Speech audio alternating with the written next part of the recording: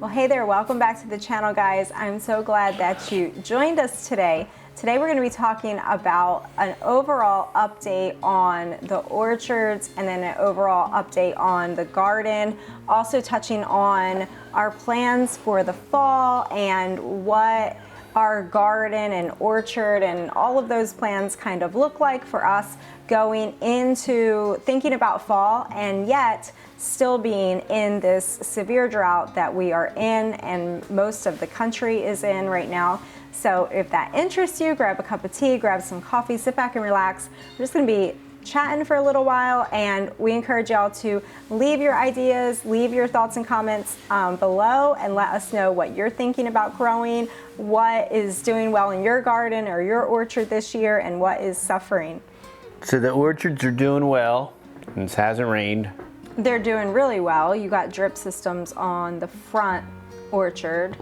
You have drip systems on the front side orchard.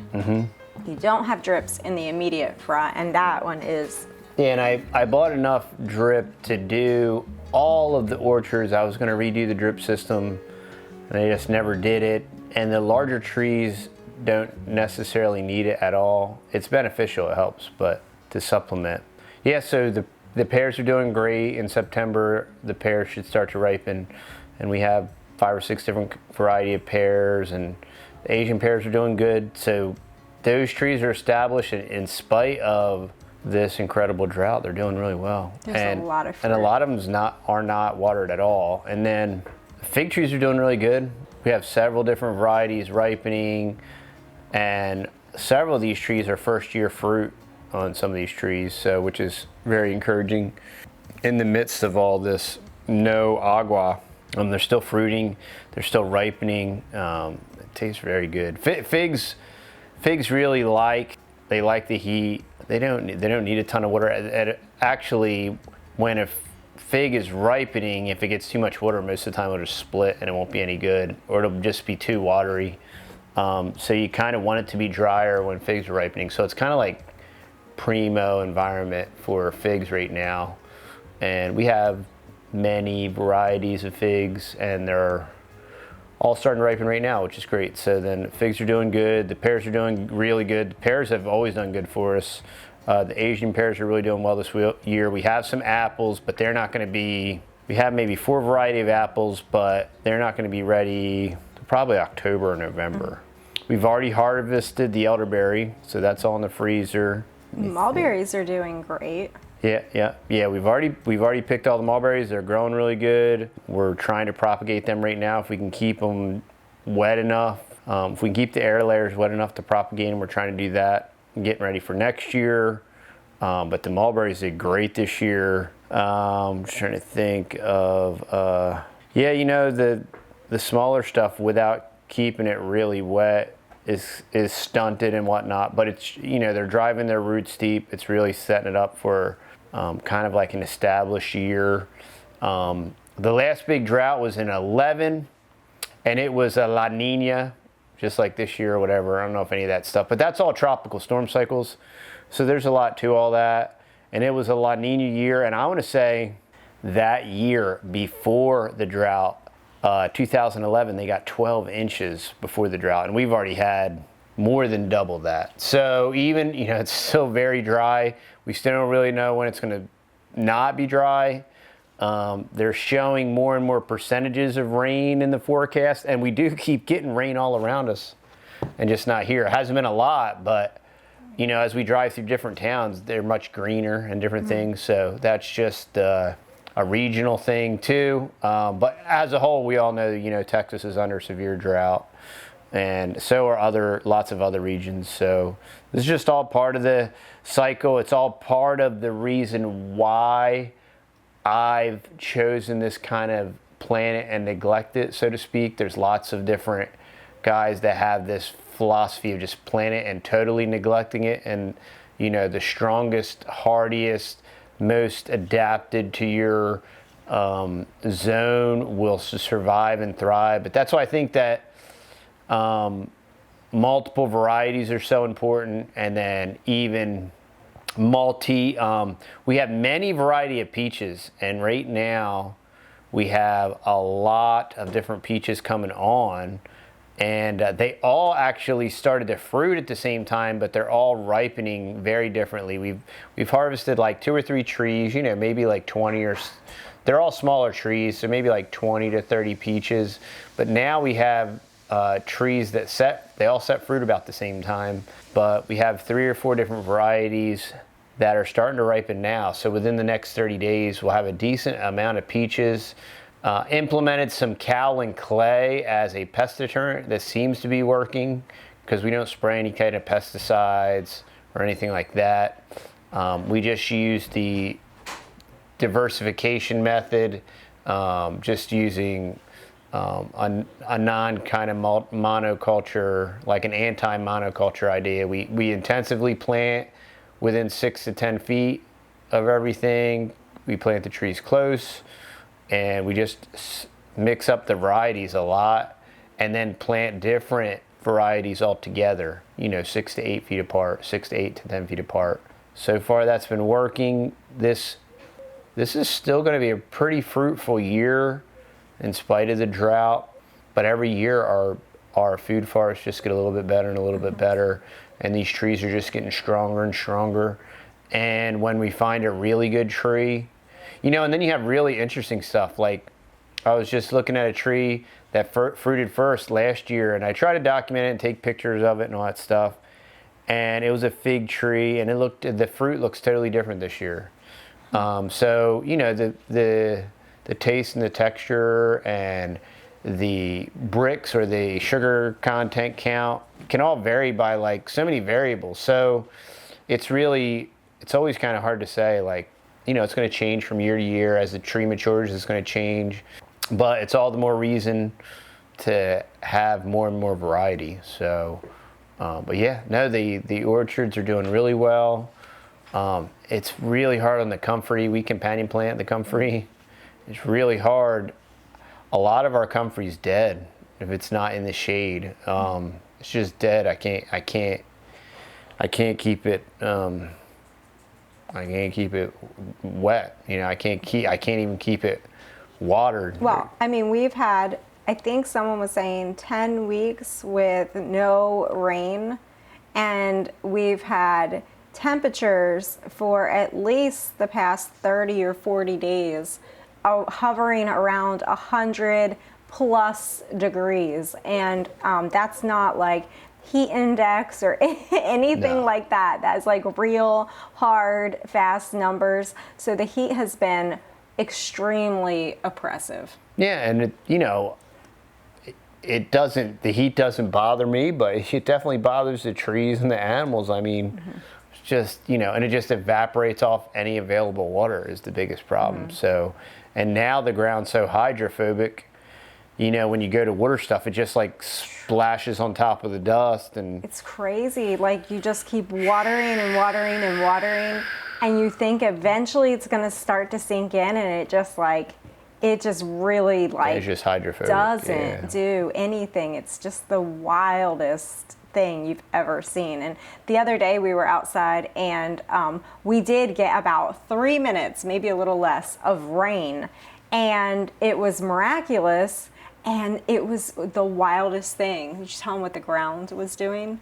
Yeah, it was like the rain was kicking up dust. It was nuts. It was raining really hard, but the ground was so dry, and the ground is so aquaphobic that the rain was kicking up dust. It was the craziest thing I've ever seen. It was wild. Another really big positive that I've absolutely noticed, you know, the grasshoppers, we plant the canna lilies around the house as a sacrificial plant to keep the grasshoppers off of our food. That works very well. The grasshoppers have been a little worse this year, but what's been very interesting is the stink bugs have been killed by the drought or something. I don't know, maybe somebody would know about this, but the stink bugs, who were incredibly numerous, have completely disappeared. And it's not because, oh, well, all of our fruit dried up and died off. No, because the fruit's still there, but the stink bugs are gone. I mean, really small, random, once in a blue moon, you'll see one, versus like they're on everything everywhere. Like when the mulberries were finishing up, man, the stink bugs were everywhere. Yeah. And it's just, you know, I definitely noticed that the drought like slaughtered the stink bug. So maybe that'll mean we'll have a really good low count stink bug year next year. I don't know. That would be great. If y'all are up on your stink bugs, comment down below. That would be great. So do you have any plans or ideas going into the fall of any changes or things that might be going on different in the orchards? I won't be changing anything on the orchards. You know, we have some developments hopefully mid-August that might change some things. And then it would be some really cool, neat, permanent changes types things when it maybe comes to irrigation and stuff like that. And everything might be permanently irrigated, which would be very... so my one front right orchard has a 1 gallon drip off of our shallow well. And I only keep it on 3 hours a day, maybe. And that is more than enough for not optimal growth, but preferred growth and fruiting. So if we had a full-time 1 gallon drip system that I could turn on and leave on with the proper, if it was zoned properly with the proper pressure, it would be a very different story. Like the abundance would be, the abundance would be much more, I hate to say controllable, but it would be much more sustainable. So if we had permanent drip, I mean, the abundance would be kind of unbelievable, probably. Because we get a lot of fruit drop just from, you know, if the tree doesn't get just the right amount of hydration at just the right amount of time, plop, you know, that's one of the, figs are sensitive to that too. Man, I'll tell you what, but the pears are relatively bulletproof. And we'll find out. This is our first year for apples, so we'll find out on the apples. Yeah, and this is definitely an off year for sure. So I guess I can tell them a little bit about my garden update and what's going on there. So I haven't been in the garden a whole lot showing y'all on the videos, but I have been in the garden almost every day, every other day, definitely. I go out there and have to water everything really thoroughly. Today was a big day because the kids and I harvested all of the corn in the garden, and she's playing with herself with the bone. It was really an awesome day because it was a lot of fun, and it was so rewarding and satisfying to harvest all the corn. That was really awesome. The corn grew up absolutely beautifully in the field garden. We did mulch in there. I'm not going to say heavy mulch, but we mulched it in there. It wasn't heavy at all, yeah. It wasn't heavy. If we had heavy mulched it probably would have done better.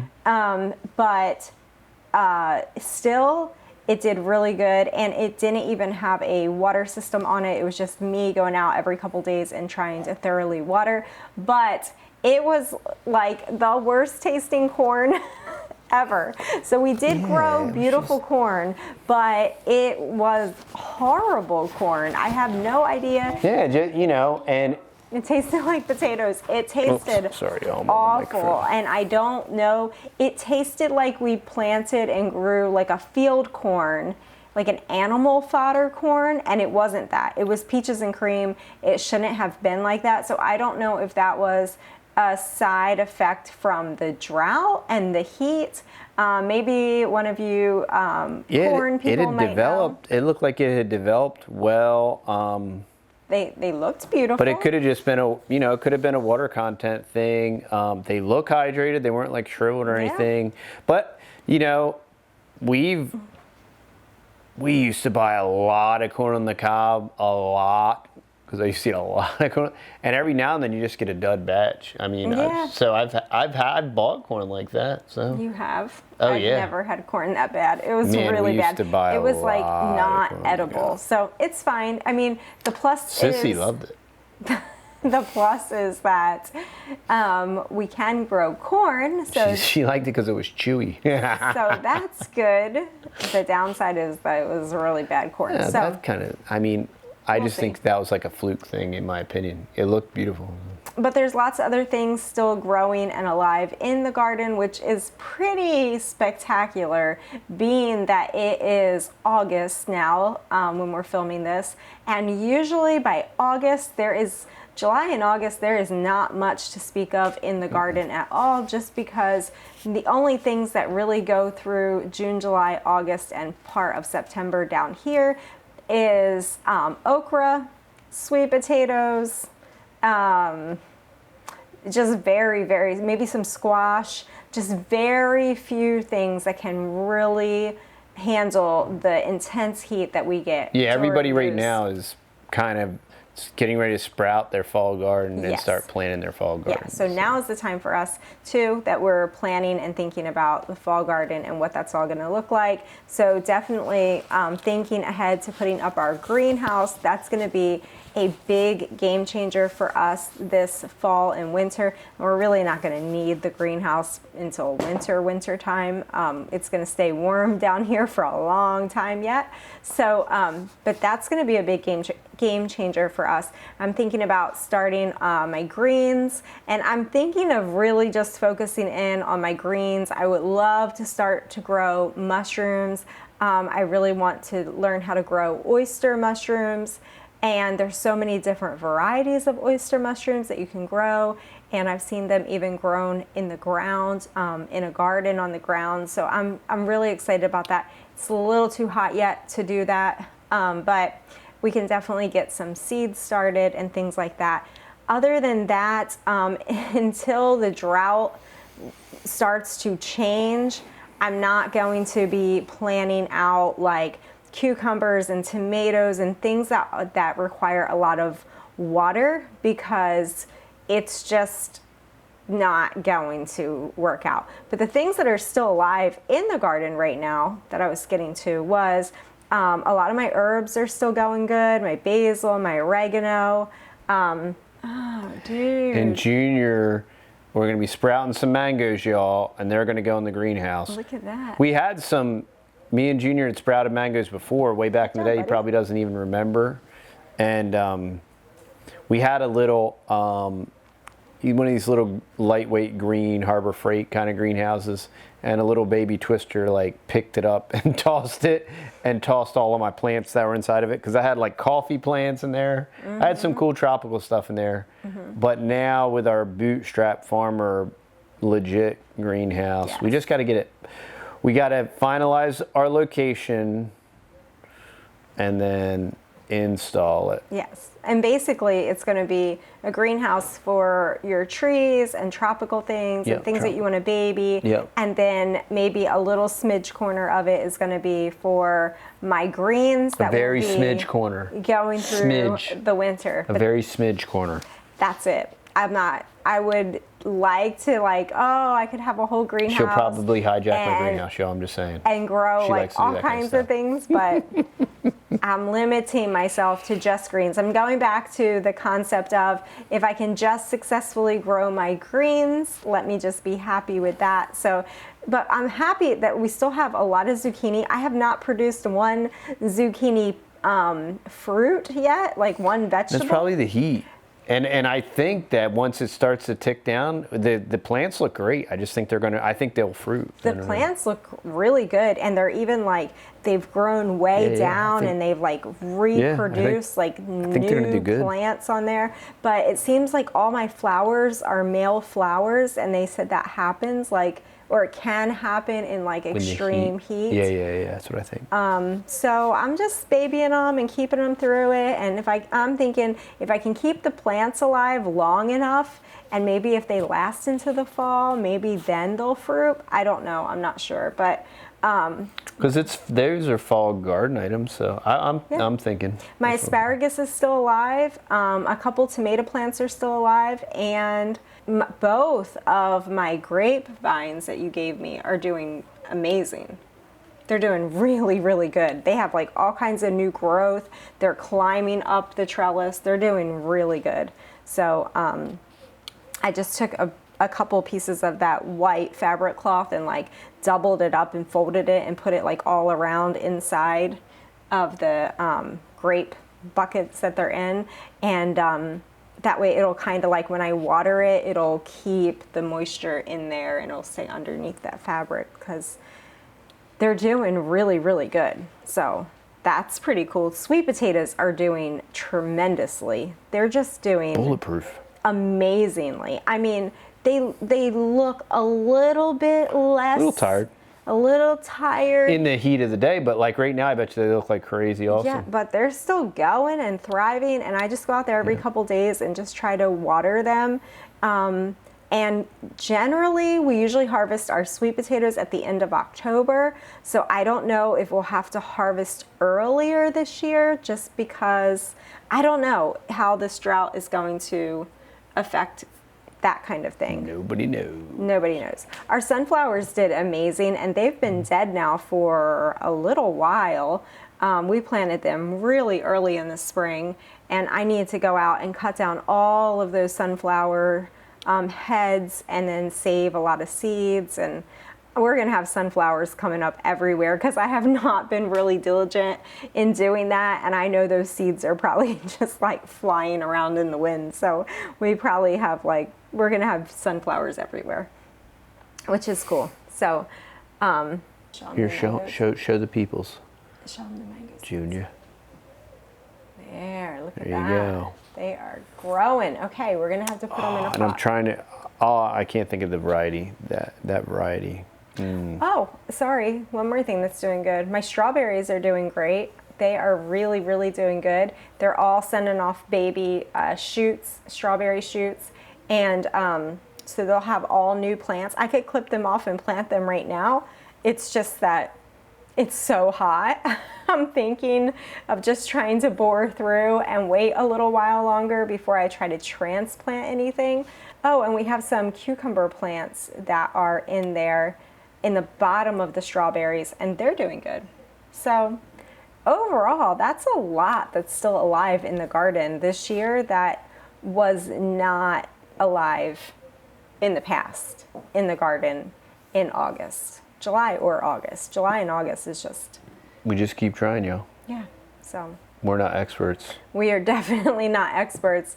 We're definitely still learning. And I mean, I just really respect people that can actually eat from their garden and quasi really like substitute and help like, not substitute, but help like supplement your family's groceries and your food supply with your garden. I don't feel like we're there yet. Like I really don't even feel like we've honestly contributed. I mean, we put up some tomatoes.